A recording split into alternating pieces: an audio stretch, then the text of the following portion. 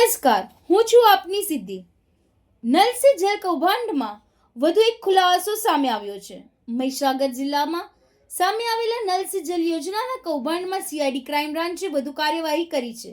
આ કૌભાંડમાં વડોદરાના ભાજપના નેતા સહિત કુલ 5 લોકોની ધરપકડ કરવામાં આવી છે. આ કેસમાં મુખ્ય આરોપી તરીકે ઓળખાતા મુકેશ શ્રીમાલી, જે ભાજપના કાર્યકર તથા કોન્ટ્રાક્ટર છે, તેમની પાસેથી ₹1.76 કરોડની રકમ હજી સુધી વસૂલ થવાની બાકી હોવાનું તપાસમાં સામે આવ્યું છે.